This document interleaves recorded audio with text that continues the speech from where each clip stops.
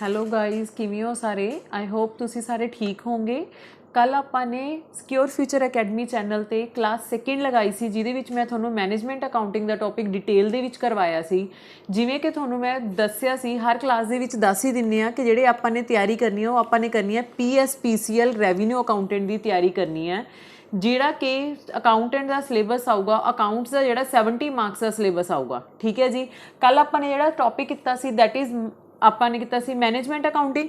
ਅੱਜ ਮੈਂ ਕੁਛ ਤੁਹਾਡੇ ਲਈ ਟੌਪਿਕ ਲੈ ਕੇ ਆਈ ਹਾਂ, ਜਿਹਦੇ ਵਿੱਚ ਆਪਾਂ ਕਰਾਂਗੇ ਇਨਕਮ ਟੈਕਸ ਦੇ MCQs ਕਰਵਾਉਂਗੀ ਮੈਂ ਤੁਹਾਨੂੰ। ਠੀਕ ਹੈ, ਮੈਨੂੰ ਇਹ ਲੱਗ ਰਿਹਾ ਕਿ ਤੁਹਾਨੂੰ ਡਿਟੇਲ ਦੇ ਨਾਲ ਨਾਲ ਜੇ ਆਪਾਂ MCQs ਵੀ ਪ੍ਰੋਵਾਈਡ ਕਰਦੇ ਰਹੀਏ ਉਹ ਤੁਹਾਡੇ ਲਈ ਜ਼ਿਆਦਾ ਹੈਲਪਫੁਲ ਹੋਣਗੇ, ਤੁਹਾਨੂੰ ਜ਼ਿਆਦਾ ਵਧੀਆ ਲੱਗੂਗੀ ਕਲਾਸ। ਠੀਕ ਹੈ, ਤਾਂ ਜਿਹੜੀ ਅੱਜ ਸਿਕਿਉਰ ਫਿਊਚਰ ਅਕੈਡਮੀ 'ਤੇ ਆਪਾਂ MCQs ਕਰਾਂਗੇ that is MCQs of income tax. ਠੀਕ ਹੈ ਜੀ। ਚਲੋ ਵਿਦਾਊਟ ਵੇਸਟੇਜ ਆਫ ਟਾਈਮ ਆਪਾਂ ਇਨਕਮ ਟੈਕਸ ਦੇ MCQ ਸ਼ੁਰੂ ਕਰਦੇ ਹਾਂ, ਜੋ ਕਿ ਪੇਪਰ ਦੇ ਵਿੱਚ ਹਰ ਸਾਲ ਪ੍ਰੀਵੀਅਸ ਈਅਰਸ ਦੇ ਵਿੱਚ ਪੁੱਛੇ ਜਾ ਚੁੱਕੇ ਨੇ ਜੀ। ਫਸਟ ਹੈਗਾ ਜੀ, ਇਨਕਮ ਟੈਕਸ ਇਜ਼ ਕਹਿੰਦੇ ਜਿਹੜਾ ਇਨਕਮ ਟੈਕਸ ਹੈ ਉਹ ਡਾਇਰੈਕਟ ਟੈਕਸ ਹੈ, ਇਨਡਾਇਰੈਕਟ ਟੈਕਸ ਹੈ, ਟੋਟਲ ਟੈਕਸ ਹੈ ਜਾਂ ਡੇਂਜਰ ਟੈਕਸ ਹੈ। ਤਾਂ ਇਹਦਾ ਆਨਸਰ ਆਊਗਾ ਜੀ ਡਾਇਰੈਕਟ ਟੈਕਸ। ਇੱਕ ਚੀਜ਼ ਯਾਦ ਰੱਖਿਓ ਬੱਚੇ, ਜਿਹੜੇ ਹਾਈਲਾਈਟ ਕੁਐਸਚਨਸ ਆਨਸਰਸ ਕੀਤੇ ਹੋਏ ਨੇ that is the answer of this questions. ਠੀਕ ਹੈ, ਤਾਂ ਇਨਕਮ ਟੈਕਸ ਕੀ ਹੈ ਜੀ? ਇੱਕ ਡਾਇਰੈਕਟ ਟੈਕਸ ਹੈ। ਕਿਉਂ ਡਾਇਰੈਕਟ ਟੈਕਸ ਹੈ? ਅਗਰ ਮੇਰੀ ਇਨਕਮ ਹੈ ਤਾਂ ਉਹਦੇ ਉੱਪਰ ਟੈਕਸ ਕੌਣ ਪੇ ਕਰੂਗਾ? ਮੈਂ ਹੀ ਕਰੂੰਗੀ, ਕੋਈ ਅਦਰ ਪਰਸਨ ਨਹੀਂ ਪੇ ਕਰੂਗਾ, ਜਿਸ ਕਰਕੇ ਇਹਨੂੰ ਕੀ ਬੋਲਿਆ ਜਾਂਦਾ? Direct tax. ਅਗਰ ਤੁਹਾਨੂੰ ਪੁੱਛਿਆ ਜਾਂਦਾ GST ਕੀ ਹੈ ਤਾਂ GST ਕੀ ਹੋਊਗਾ ਜੀ? ਇਨਡਾਇਰੈਕਟ ਟੈਕਸ ਹੋਊਗਾ। ਠੀਕ ਹੈ, ਇਹ ਚੀਜ਼ ਪੁਆਇੰਟ ਨਾਲ ਯਾਦ ਰੱਖਿਓ। Deduction allowed against gross salary. Gross ਮਤਲਬ ਹੁੰਦਾ ਜੀ ਟੋਟਲ ਸੈਲਰੀ। ਟੋਟਲ ਸੈਲਰੀ ਦੇ ਵਿੱਚੋਂ ਇੱਕੋ ਹੀ ਡਿਡਕਸ਼ਨ ਮਿਲਦੀ ਹੈ। ਡਿਡਕਸ਼ਨ ਹੁੰਦਾ ਹੈ ਇੱਕ, ਬੱਚੇ ਐਗਜ਼ੰਪਸ਼ਨ ਹੁੰਦਾ ਹੈ। ਇਹਦੇ ਵਿੱਚ ਆਲਮੋਸਟ ਬੱਚੇ ਕਨਫਿਊਜ਼ ਹੁੰਦੇ ਨੇ। ਡਿਡਕਸ਼ਨ ਦਾ ਮਤਲਬ ਕੀ ਹੁੰਦਾ ਹੈ ਜੀ? ਡਿਡਕਸ਼ਨ ਦਾ ਮਤਲਬ ਹੁੰਦਾ ਬੱਚੇ ਕਿ ਜਦੋਂ ਆਪਾਂ ਨੂੰ ਕੁਛ ਅਮਾਊਂਟ ਟੈਕਸ ਦੇ ਵਿੱਚੋਂ ਘਟ ਜਾਂਦੀ ਹੈ, ਡਿਡਕਟ ਹੋ ਜਾਂਦੀ ਹੈ, ਲੈਸ ਹੋ ਜਾਂਦੀ ਹੈ, ਉਹਨੂੰ ਬੋਲਿਆ ਜਾਂਦਾ ਡਿਡਕਸ਼ਨ। ਜਦੋਂ ਆਪਾਂ ਸੈਲਰੀ ਕੈਲਕੂਲੇਟ ਕਰਦੇ ਹਾਂ, ਸੈਲਰੀ ਕੈਲਕੂਲੇਟ ਕਰਦੇ ਟਾਈਮ ਕੁਛ ਅਮਾਊਂਟ ਡਿਡਕਟ ਹੋ ਜਾਂਦੀ ਹੈ, ਉਹ ਕਿਹੜੀ ਅਮਾਊਂਟ ਹੁੰਦੀ ਹੈ? Professional tax. ਅਗਰ ਜਿਹੜਾ ਪ੍ਰੋਫੈਸ਼ਨਲ ਟੈਕਸ ਆ ਉਹ ਆਪਾਂ ਨੂੰ ਕੀ ਹੋ ਜਾਂਦਾ? ਮਾਫ ਹੋ ਜਾਂਦਾ। ਠੀਕ ਹੈ ਜੀ। ਜਿਹੜਾ ਕਹਿੰਦੇ ਐਜੂਕੇਸ਼ਨ ਸੈਸ ਹੈ, ਐਜੂਕੇਸ਼ਨ ਸੈਸ ਕਾਹਦੇ ਲਈ ਹੁੰਦਾ? ਫॉर ਐਜੂਕੇਸ਼ਨ ਪਰਪਜ਼ ਲਈ ਇਹ ਗਵਰਨਮੈਂਟ ਟੈਕਸ ਕਲੈਕਟ ਕਰਦੀ ਹੈ। ਹੁਣ ਇਹਦਾ ਰੇਟ ਹੋ ਗਿਆ 4%, ਇਹਦਾ ਨਾਮ ਵੀ ਚੇਂਜ ਕਰਕੇ ਕਰਤਾ ਹੈਲਥ ਐਂਡ ਐਜੂਕੇਸ਼ਨ ਸੈਸ। ਪਹਿਲਾਂ ਐਜੂਕੇਸ਼ਨ ਸੈਸ ਹੁੰਦਾ ਸੀ, ਉਹਦਾ ਰੇਟ ਹੁੰਦਾ ਸੀ ਬੱਚੇ 3%। ਠੀਕ ਹੈ ਜੀ, ਬਟ ਹੁਣ ਇਹ ਬਣ ਗਿਆ ਹੈਲਥ ਐਂਡ ਐਜੂਕੇਸ਼ਨ ਸੈਸ, ਜਿਹਦਾ ਨਾਮ ਚੇਂਜ ਕਰਕੇ ਕੀ ਬਣ ਗਿਆ ਜੀ? ਐਜੂਕੇਸ਼ਨ ਸੈਸ ਤੋਂ ਹੈਲਥ ਐਜੂਕੇਸ਼ਨ ਸੈਸ। ਕਹਿੰਦੇ ਜਿਹੜਾ ਹੈਲਥ ਐਜੂਕੇਸ਼ਨ ਸੈਸ, ਜਿਹੜਾ ਐਜੂਕੇਸ਼ਨ ਸੈਸ ਹੈ ਲੈਵਿਡ। ਲੈਵਿਡ ਦਾ ਮਤਲਬ ਹੁੰਦਾ ਜੀ ਕਿਹਦੇ ਉੱਪਰ ਲੱਗਦਾ? ਕਿਹਦੇ ਉੱਪਰ ਲੱਗਦਾ? ਆਲ ਅਸੈਸਿਸ ਦੇ ਉੱਪਰ ਲੱਗਦਾ, ਚਾਹੇ ਉਹ ਕੰਪਨੀ ਹੈ, ਚਾਹੇ ਫਰਮ ਹੈ, ਚਾਹੇ ਇੰਡੀਵਿਜੂਅਲ ਪਰਸਨ ਹੈ, ਹਰ ਇੱਕ ਪਰਸਨ ਤੇ ਜਿਹੜਾ ਸੈਸ ਹੈ ਉਹ ਲੱਗਦਾ ਹੀ ਲੱਗਦਾ। ਫੋਰਥ ਕੁਐਸਚਨ ਤੇ ਆ ਜਾਓ ਜੀ। Income tax act 1961। ਇੱਥੋਂ ਤੁਹਾਨੂੰ ਇੱਕ ਕੁਐਸਚਨ ਹੋਰ ਕਲੀਅਰ ਹੋ ਰਿਹਾ ਵੀ ਜਿਹੜਾ ਇਨਕਮ ਟੈਕਸ ਐਕਟ ਹੈ ਉਹ ਕਿਹੜੇ ਸੈਕਸ਼ਨ ਦੇ ਅੰਡਰ ਆਉਂਦਾ ਹੈ, ਮਤਲਬ ਕਿਹੜੇ ਈਅਰ ਦੇ ਵਿੱਚ ਹੋਇਆ ਸੀਗਾ? 1961। ਉਹ ਕਿਹਦੇ ਉੱਪਰ ਲੱਗਦਾ ਹੈ? ਲੀਗਲ ਐਂਡ ਇਲੀਗਲ ਇਨਕਮ ਦੋਨਾਂ ਦੇ ਉੱਪਰ ਇਨਕਮ ਟੈਕਸ ਲੱਗਦਾ ਹੈ। ਅਗਰ ਤੁਸੀਂ ਕਾਨੂੰਨੀ ਤਰੀਕੇ ਨਾਲ ਪੈਸਾ ਕਮਾ ਰਹੇ ਹੋ ਉਹਦੇ ਉੱਪਰ ਵੀ ਇਨਕਮ ਟੈਕਸ ਲੱਗੂਗਾ, ਤੇ ਜੇ ਤੁਸੀਂ ਗੈਰ ਕਾਨੂੰਨੀ ਤਰੀਕੇ ਨਾਲ ਕਿਸੇ ਤਰ੍ਹਾਂ ਦਾ ਪੈਸਾ ਕਮਾ ਰਹੇ ਹੋ ਉਹਦੇ ਉੱਪਰ ਵੀ ਇਨਕਮ ਟੈਕਸ ਲੱਗੂਗਾ। ਲਾਈਕ ਸਮਗਲਿੰਗ ਕਰ ਰਹੇ ਹੋ, ਬੈਟਿੰਗ ਕਰ ਰਹੇ ਹੋ, ਗੈਂਬਲਿੰਗ ਜੂਆ ਵਗੈਰਾ ਖੇਲ ਰਹੇ ਹੋ, ਹੈ ਨਾ, ਤਾਂ ਉਹਨਾਂ ਉੱਪਰ ਵੀ ਸਾਰਿਆਂ ਉੱਪਰ ਬੱਚੇ ਕੀ ਲੱਗੂਗਾ? ਟੈਕਸ ਲੱਗੂਗਾ। ਇਹ ਯਾਦ ਰੱਖਿਓ। ਫਿਫਥ ਪੁਆਇੰਟ ਹੈ ਜੀ, ਜਿਹੜਾ ਕਹਿੰਦੇ ਇਨਕਮ ਟੈਕਸ 1961 ਹੈ, ਕਿੱਥੇ ਕਿੱਥੇ ਐਪਲੀਕੇਬਲ ਹੈ? All states in India. ਪੂਰੀ ਇੰਡੀਆ ਦੇ ਵਿੱਚ ਐਪਲੀਕੇਬਲ ਹੈ, ਜਿੰਨੀਆਂ ਵੀ ਸਟੇਟਸ ਨੇ ਸਭ ਦੇ ਉੱਪਰ ਐਪਲੀਕੇਬਲ ਹੈ, that is income tax. Clear. Sixth point ਆ ਜਾਓ ਬੱਚੇ, ਅਸੈਸੀ। ਅਸੈਸੀ ਉਹ ਪਰਸਨ ਹੁੰਦਾ, ਠੀਕ ਹੈ ਜੀ। ਸਿਕਸਥ ਕੁਐਸਚਨ ਤੇ ਆ ਗਿਆ ਆਪਾਂ। ਅਸੈਸੀ ਕੌਣ ਹੁੰਦਾ ਹੈ? ਉਹ ਪਰਸਨ ਜਿਹੜੀ ਆਪਣੀ ਇਨਕਮ ਕੈਲਕੂਲੇਟ ਕਰਕੇ ਆਪਣਾ ਟੈਕਸ ਭਰਦਾ, ਉਹਨੂੰ ਅਸੀਂ ਇਨਕਮ ਟੈਕਸ ਕੀ ਬੋਲਦੇ ਹਾਂ? ਅਸੈਸੀ ਬੋਲਦੇ ਹਾਂ। ਤਾਂ ਕਹਿੰਦੇ ਅਸੈਸੀ ਕੌਣ ਹੁੰਦਾ? ਇੰਡੀਵਿਜੂਅਲ ਪਰਸਨ ਨੂੰ ਵੀ ਅਸੈਸੀ ਕਿਹਾ ਜਾਂਦਾ, ਕੰਪਨੀ ਨੂੰ ਵੀ ਕਿਹਾ ਜਾਂਦਾ, HUF ਨੂੰ ਵੀ ਕਿਹਾ ਜਾਂਦਾ। ਕੋਈ ਵੀ ਕਿਸੇ ਵੀ ਤਰ੍ਹਾਂ ਦਾ ਪਰਸਨ, ਚਾਹੇ ਇੰਡੀਵਿਜੂਅਲ ਹੈ ਚਾਹੇ ਗਰੁੱਪ ਆਫ ਪਰਸਨਸ ਨੇ, ਉਹਨੂੰ ਕੀ ਬੋਲਿਆ ਜਾਂਦਾ? ਅਸੈਸੀ। ਤਾਂ ਆਨਸਰ ਕੀ ਆ ਗਿਆ ਜੀ? All of above. ਠੀਕ ਹੈ ਜੀ। AOP consists of. AOP ਕੀ ਹੁੰਦਾ ਜੀ? Association of person. AOP ਦਾ ਮਤਲਬ ਕੀ ਹੁੰਦਾ? Association of person. ਤਾਂ AOP ਦੇ ਵਿੱਚ ਇਨਕਲੂਡ ਕੌਣ ਹੁੰਦਾ? ਕਹਿੰਦੇ ਚਾਹੇ ਕੋਈ ਇੰਡੀਵਿਜੂਅਲ ਪਰਸਨ ਹੈ, ਚਾਹੇ ਅਦਰ ਦੈਨ ਇੰਡੀਵਿਜੂਅਲ ਮਤਲਬ ਗਰੁੱਪ ਆਫ ਪਰਸਨਸ ਹੈ, ਦੋਨਾਂ ਨੂੰ ਹੀ AOP ਕਿਹਾ ਜਾਂਦਾ। ਨੈਕਸਟ ਹੈਗਾ ਜੀ BOI। BOI ਦਾ ਮਤਲਬ ਹੁੰਦਾ ਬੋਡੀ ਆਫ ਇੰਡੀਵਿਜੂਅਲਸ। ਯਾਦ ਰੱਖਿਓ ਬੱਚੇ, ਕੀ ਹੁੰਦਾ BOI the full form? Body of individuals. ਕਹਿੰਦੇ ਬੋਡੀ ਆਫ ਇੰਡੀਵਿਜੂਅਲ ਨਾਮ ਤੋਂ ਹੀ ਕਲੀਅਰ ਹੋ ਰਿਹਾ, ਇਹਦੇ ਵਿੱਚ ਸਿਰਫ ਇੰਡੀਵਿਜੂਅਲਸ ਆਉਣਗੇ। AOP ਦੇ ਵਿੱਚ ਦੋਨੋਂ ਆਉਣਗੇ, ਇੰਡੀਵਿਜੂਅਲਸ ਤੇ ਗਰੁੱਪ ਆਫ ਪਰਸਨਸ। ਕਲੀਅਰ। चलो जी, उस तो बाद आ गया बच्चे हैल्थ एंड एजुकेशन सैस का रेट कितना है 4%। अगर पूछा जाए कल एजुकेशन सैस कितना है वो 3% है। अगर यदा जो नवा नाम चेंज होकर आया that is health and education cess, वो किन्ने परसेंट है जी 4%। Clear. The term income is defined under section, जी इनकम है उन्होंने डिफाइन किया गया किहड़े सैक्शन के अंडर डिफाइन किया गया भी इनकम किनू मन्नांगे आपां 2 सैक्शन 2 सबसैक्शन 24 मतलब 224 सैक्शन के अंडर एक्सप्लेन किया गया इनकम के मीनिंग नू जी। कहते जो इनकम टैक्स एक्ट है केम इन टू फोर्स, एक्चुअल जो इनकम टैक्स फोर्स के आया सी इंप्लीमेंट होया सी कदों होया सी जी 1 अप्रैल 1962, 1 अप्रैल 1962। बच्चे की समझणगे 1961 है तो 1961 वाला कोई ऑप्शन होगा, चलो ये तो है नहीं, बाय चांस पेपर च आ गया 1961 तो सारे बच्चे 1961 वाला ऑप्शन वाल भजनगे। तो आपने की आंसर लगाना है जी 1 अप्रैल 1962। ओके। उस बाद who has the statutory power to issue notification under income tax act 1961।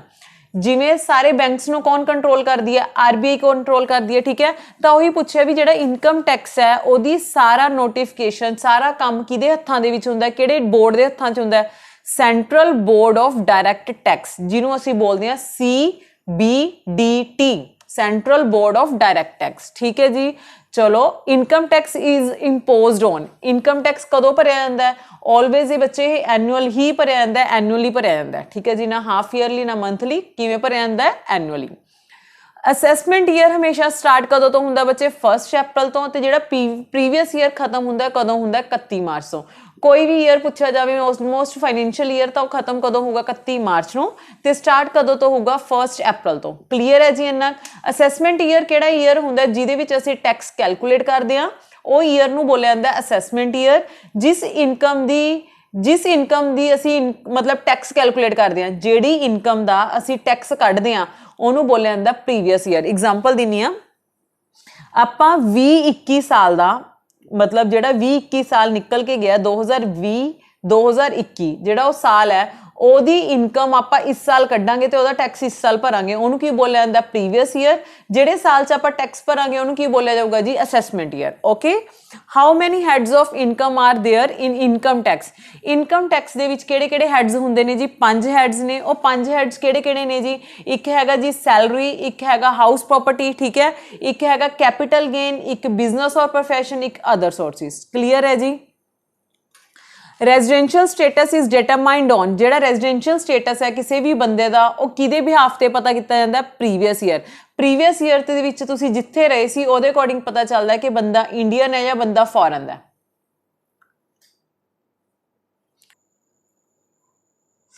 हाँ जी स्टूडेंट्स, जिहड़ा रेजिडेंशियल स्टेटस हुंदा है वो आपां किहदे बिहाफ ते पता करदे हैं प्रीवियस ईयर। मतलब अपना डिपेंड करता है कि जिहड़ा प्रीवियस ईयर दे विच अगर बंदा इंडिया च रहा, इंडिया च उहने पैसे कमाए ने तो वो टैक्स भरूगा, अदरवाइज नहीं। प्रीवियस ईयर ते डिपेंड करता है residential status.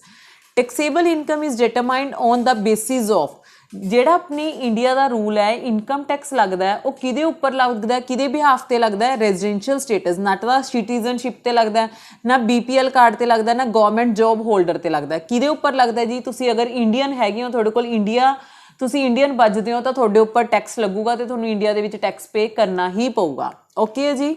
Section of residential status is, मतलब जे आपां रेजिडेंशियल स्टेटस देखना होवे किहड़ा बंदा इंडियन है किहड़ा बंदा फॉरन है इंडियन लॉ के अकॉर्डिंग, तो किहड़े सैक्शन के अंडर है जी 6 के अंडर, ठीक है जी। सैक्शन 6 आपां दसदा किहड़ा बंदा इंडियन है किहड़ा बंदा फॉरन है एज पर इंडियन लॉ, ठीक है जी। तो जिहड़ा 6(1) है 6(6) है अगे दे भी फर्दर कंडीशनस ने, ये तुहानूं मैं मतलब नैक्सट क्लास दे विच समझाउण दी पूरी ट्राई करूँगी। उस तो बाद बच्चे हैगा 20th question, salary of MP and MLA।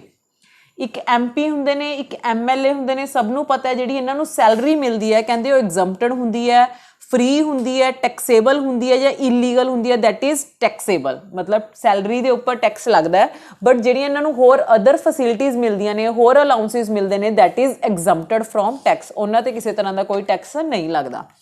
उस तो बाद हैगा जी computation of income from salary. Section is, अगर अपने सैलरी इनकम कढ़नी है, सैलरी तो कितनी इनकम हो रही है एक परसन नूं, तो किहड़े सैक्शन के अंडर हुंदी है जी 15 to 17, 15 तो लैके 17 सैक्शन दे विच सानूं दस्सिया जांदा है कि सैलरी दे विच किहड़ी-किहड़ी चीज़ इंक्लूड होगी ते किहड़ी-किहड़ी चीज़ नूं आपां डिडक्ट करांगे। क्लीयर है जी। RPF ਦਾ ਫੁੱਲ ਫॉर्म ਕੀ ਹੈ? ਇਨਕਮ ਟੈਕਸ, ਠੀਕ ਹੈ। दैट इज रैकोगनाइज प्रोविडेंट फंड, वो पैसा जो लोगों को गवर्नमेंट जॉब की या प्राइवेट जॉब के भी अजकल मिलन लग गया, जो बंदे नूं रिटायरमेंट के टाइम जो पैसा मिलता है, that is called recognised provident fund. Okay है, हाँ जी। हुण की है, कहते जिहड़ी तुहानूं RPF तो रैकोगनाइज प्रोविडेंट फंड तो पैसा मिल रहा है, ठीक है, तुहाडे अकाउंट 'च जमा हो जाता है। हर महीने तुहाडी सैलरी 'चों कुछ पैसे गवर्नमेंट कट लैंदी है या प्राइवेट कंपनीज कट लैंदियां ने, तो उहदे उपर तुहाडा इंटरस्ट भी तो मिलूगा। इंटरस्ट तुहाडा कितना माफ हुंदा है? 9.5% माफ होगा, बाकी दे उपर तुहानूं टैक्स भरना पऊगा। क्लीयर है जी। अगर पूछा जाए RPF की कितनी अमाउंट तुहानूं एग्जैम्प्टेड है, टैक्स फ्री है, तो वो पूछा जाऊगा जी 12%। सिर्फ ये हैगी है बच्चे इंप्लॉयर लई, दोनों फैसिलिटीज इंप्लॉयर ਲਈ ने। इंप्लॉयर ਲਈ अगर RPF का पैसा पूछा जाए 12% माफ है, अगर पूछा जाए इंटरस्ट ऑन RPF तो 9.5% माफ है। क्लीयर है जी। चलो next 25th question is taxable amount of perquisites. Perquisites का मतलब होंगे एक तरह की facility in respect of small car for official and personal purpose. मतलब एक छोटी जी कार है जी बिजनेस के खड़ी है, वो ऑफिस वर्क लिए भी यूज़ कर रहे हैं तो आप परसनल काम लिए भी यूज़ कर रहे हैं, तो किन्नी अमाउंट से आपको टैक्स भरना पऊगा जी? 1800 पर मंथ। मतलब महीने का 1800 रुपया खर्चा आप लैके चलांगे, वो उपर आपको टैक्सेबल अमाउंट भरनी पऊगी, टैक्स भरना पऊगा। अगर अपनी कार बिग है, अगर अपनी कार स्मॉल है तो 1800 पर मंथ, अगर अपनी कार वड्डी है तो कितनी लगती है जी? 2400 पर मंथ। अगर पूछा जाए कार दे नाल अगर पूछा जाए कार दे नाल ड्राइवर भी है, ठीक है, तो ड्राइवर का बच्चे याद रखियो महीने का हुंदा 900 पर मंथ। याद रखियो छोटी कार का 1800 पर मंथ, वड्डी कार का 2400 पर मंथ, अगर ड्राइवर भी आ जाए नाल तो ड्राइवर का कितना होगा? 900 पर मंथ। इन्नी अमाउंट अपन टैक्सेबल भरनी ही पऊगी। जिहड़ी कहंदे सैलरी है, सैलरी दे विचों कुछ चीज़ डिडक्ट हुंदी है, दैट इज प्रोफैशनल टैक्स। तुहानूं फर्स्ट क्वेश्चन दे विच करवाया सी, जिहड़ी सैलरी दे विचों डिडक्शन मिलती है वो कादी मिलती है? प्रोफैशनल टैक्स दी। वो किहड़े सैक्शन के अंडर मिलती है? 16। क्लीयर होया जी। नैक्सट हैगा बच्चे एजुकेशन अलाउंस। थोड़ा बहुत स्पैलिंग मिसटेक्स है, प्लीज़ इन्ना खुद अंडरस्टैंड कर लियो। एजुकेशन अलाउंस मतलब तुहानूं एजुकेशन अलाउंस भी मिलता है, एजुकेशन दी फैसिलिटीज़ भी मिलदियां ने, तो उहदे उपर भी थोड़ा कुछ टैक्स माफ हो जाता है, चाहे बच्चे होण 4, चाहे होण 5, चाहे होण 3, चाहे होण 2। ठीक है, जिहड़ा तुहानूं टैक्स माफ होगा सिर्फ और सिर्फ 2 बच्चों का खर्चे का माफ होगा।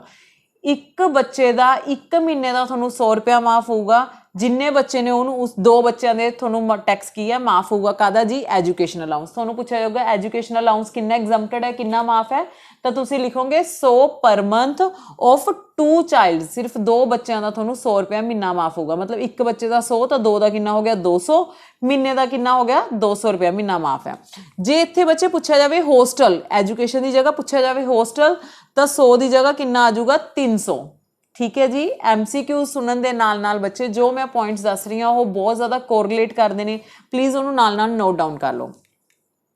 Medical bill reimbursed in respect of treatment in private hospitals. अगर प्राइवेट हॉस्पिटल के विच आपां कोई ट्रीटमेंट करवाने आ तो जिहड़े अपने बिल ने वो आपां नूं माफ हो जाते हैं। किन्ने तक दे बिल माफ हो जाते हैं? 15,000 तक। 15,000 तो ज़्यादा होंगे तो वो नहीं होंगे, जिवें 17,000 का कोई बिल है तो 15,000 माफ हो, जो 2,000 तुहानूं अपनी जेब दे विचों की करना पऊगा? पे करना पऊ। ठीक है जी, क्लीयर होया। नैक्सट क्वेश्चन हैगा बच्चे HRA। HRA की फुल फॉर्म हुंदी है house rent allowance. House rent allowance की जिहड़ी मतलब फैसिलिटी है उहदे विच कितना पैसा एग्जम्प्ट हो, कितना पैसा माफ हो, किहड़े सैक्शन के अंडर आंदी है? सैक्शन 10 सब सैक्शन 13A। क्लीयर है बच्चे? ठीक है। साडे कोल होर भी कुछ MCQs ने जो कि इनकम टैक्स नाल ही रिगार्डिंग ने, बट अज दी क्लास दे विच असीं तुहानूं 30 MCQs ही करावांगे। पहलां तुसीं सानूं ये दस्सिओ कि तुहानूं जिहड़े MCQs ने एवें ईजीली अंडरस्टैंडेबल हैगे ने, ठीक है, कि तुहानूं थोड़ा जिहा भी असीं डाउट क्लास जिवें आपां कहने भी आपां बोर्ड की हैल्प नाल तुहानूं एक्सप्लेन करिए, तो प्लीज़ अपने व्यूज़ नाल सानूं दस्सिओ कि तुहानूं एवें अपने MCQs हैं समझ आ रहे हैं या नहीं आ रहे। अगर तुहानूं किसी भी तरह की कोई दिक्कत आ रही है, कोई प्रॉब्लम आ रही है ऑडियो दे विच, वीडियो दे विच, ठीक है, तो प्लीज़ सानूं जरूर दस्सिओ। ठीक है जी।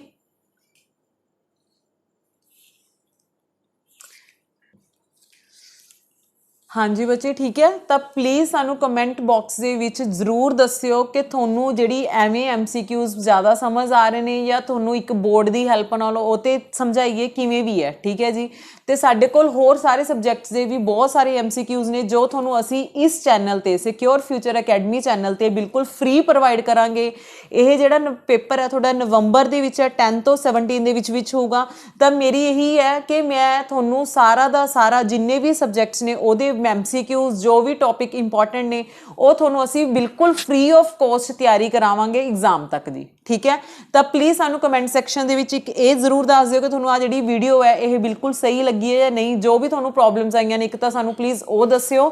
ਸੈਕਿੰਡ ਵਨ ਸਾਨੂੰ ਇਹ ਦੱਸਿਓ ਬੱਚੇ ਕਿ ਤੁਸੀਂ ਕਿਹੜਾ ਟੌਪਿਕ ਪਹਿਲਾਂ ਕਰਨਾ ਚਾਹੁੰਦੇ ਹੋ, ਅਸੀਂ ਉਹ ਟੌਪਿਕ ਤੁਹਾਨੂੰ ਕਰਵਾਉਣ ਦੀ ਫਸਟਲੀ ਸਭ ਤੋਂ ਪਹਿਲਾਂ ਟਰਾਈ ਕਰਾਂਗੇ। ਠੀਕ ਹੈ ਬੱਚੇ, ਤਾਂ ਅਸੀਂ ਰੋਜ਼ ਇੱਕ ਵੀਡੀਓ ਰਿਕਾਰਡ ਕਰਦੇ ਹਾਂ ਐਟਲੀਸਟ, ਤੇ ਤੁਹਾਨੂੰ ਉਹੀ ਅਪਲੋਡ ਕਰਨ ਦੀ ਕੋਸ਼ਿਸ਼ ਕਰਦੇ ਹਾਂ। ਠੀਕ ਹੈ, ਕਿ ਤੁਹਾਨੂੰ ਜਲਦੀ ਤੋਂ ਜਲਦੀ ਅਸੀਂ ਸਾਰਾ ਮਟੀਰੀਅਲ ਪ੍ਰੋਵਾਈਡ ਕਰ ਸਕੀਏ। ਬਸ ਤੁਸੀਂ ਥੋੜਾ ਜਿਹਾ ਸਾਨੂੰ ਸਪੋਰਟ ਕਰੋ, ਤੇ ਜਿੰਨਾ ਤੁਸੀਂ ਵੀਡੀਓ ਦੇ ਉੱਪਰ ਕਮੈਂਟ ਕਰਕੇ ਸਾਨੂੰ ਦੱਸੋਗੇ ਜੋ ਵੀ ਤੁਹਾਨੂੰ ਲਾਈਕਿੰਗਸ ਨੇ, ਜੋ ਵੀ ਤੁਹਾਨੂੰ ਡਿਸਲਾਈਕਿੰਗਸ ਨੇ, ਤਾਂ ਹੀ ਅਸੀਂ ਉਹ ਚੀਜ਼ ਨੂੰ ਆਪਣੀ ਨੂੰ ਇੰਪਰੂਵ ਕਰਾਂਗੇ। ਠੀਕ ਹੈ ਜੀ, ਅੱਜ ਲਈ ਇੰਨਾ ਕੀ, ਥੈਂਕ ਯੂ ਸੋ ਮਚ।